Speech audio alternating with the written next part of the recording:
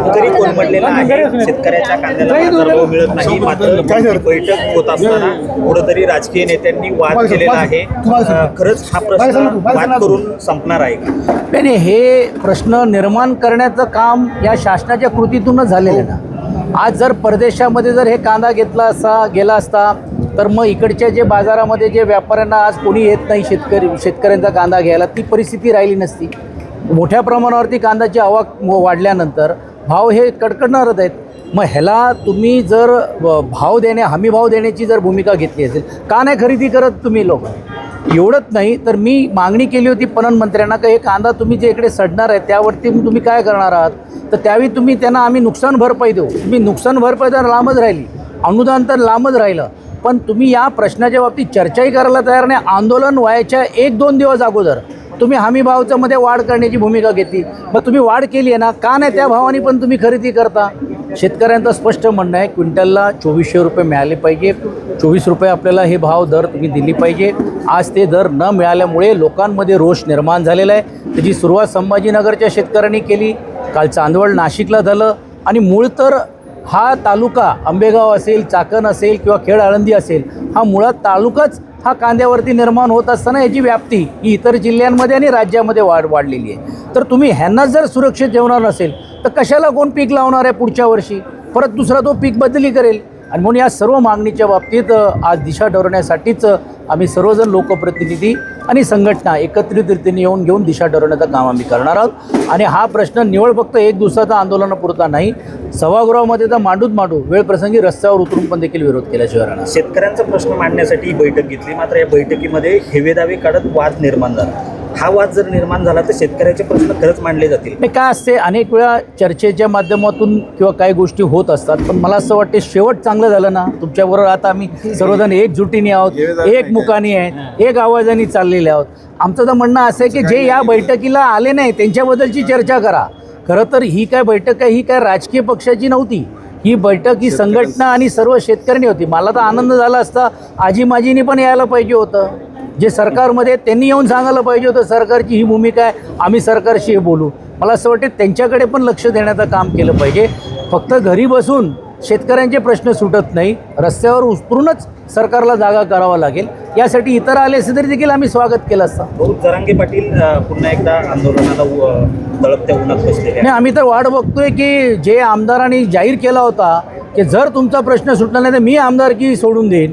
काल मंत्र्यांकडे गेल्यानंतर तुम्ही बघितलं असेल की जरांगेजींची भूमिका ही स्पष्ट होती की तुम्ही एका बाजूला कुणबीचा दाखला देत असताना दुसऱ्या बाजूला मराठाचा दाखला देत असताना दोन्ही जे जातींनी जे विवाह होणार आहेत त्याच्याबद्दलची कुठेही स्पष्टता नाही आहे. आणि आम्ही वारंवार सांगत होतो की ही फसवण्याचं काम चाललेलं आहे, हा GRच चुकीचा आहे.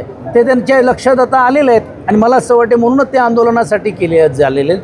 त्यांची आंदोलनाची दिशा पुढच्या काळामध्ये कुठच्या दिशेने जाते हे बघून पक्ष म्हणून घेऊन आम्ही आमची भूमिका बाजूनी मनधरणी केली जाते त्यांची, ही मनधरणी यशस्वी होईल असं वाटतं? नाही, मनधरणी नाही, त्यांना परत बगळ देण्याचं काम होतं आहे. आणि आता तरी जरांगेंनी फसू नये.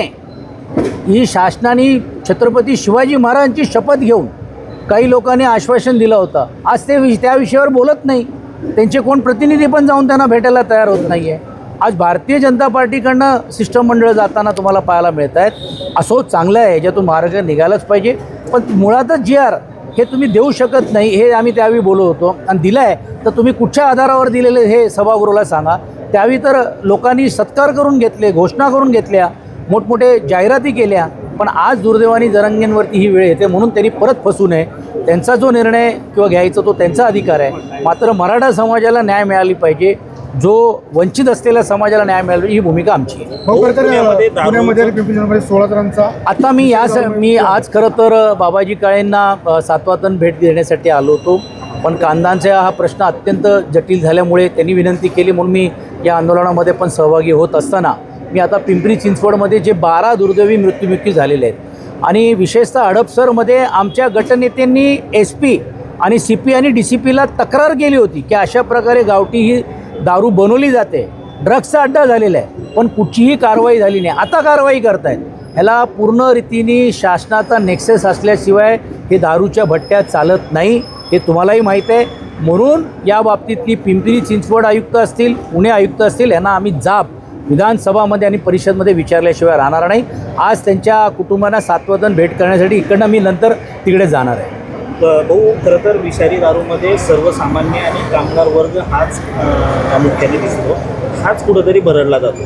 ही मुळातच अशी आहे ना, कारण एक तर लोक माध्यमातून त्यांना जागृती व्हायला पाहिजे आणि मुळामध्येच तुमची मूळ असलेली जी अधिकृत देशी जी दारू आहे ती महाग झालेली आहे. हे छोटे छोटे पाकिटामध्ये करून करण्याचा प्रयत्न चाललेला आहे. हे मुंबईमध्ये वाढत जातो, मुंबईत बंद झाली, आता परत हे पुण्यामध्ये सुरू झालेले आहेत आणि पुन्हा आता हा आर्थिक दृष्टिकोनातून सक्षम होत असताना अशा प्रकारे अनधिकृत कामासाठी मोठ्या प्रमाणावरती एक व्यासपीठ तयार झालेलं आहे.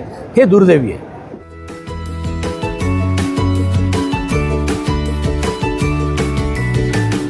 बातम्या शेतीच्या, बातम्या मातीच्या, बातम्या अन्यायाच्या, गुन्हेगारीच्या,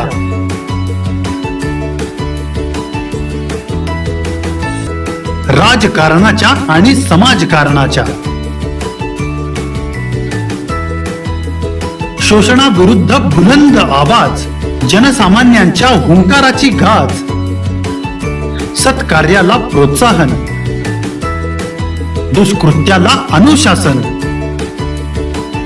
निर्भीड, निस्पृह, सडेतोड, बेधडक आणि रोखटोक म्हणजेच विघ्नहर टाइम्स. शोध बातमीचा, ध्यास सत्याचा. आपलं चॅनल, आपली बातमी. सबस्क्राईब तर कराच, पण बेल आयकॉनवर क्लिक करायलाही विसरू नका.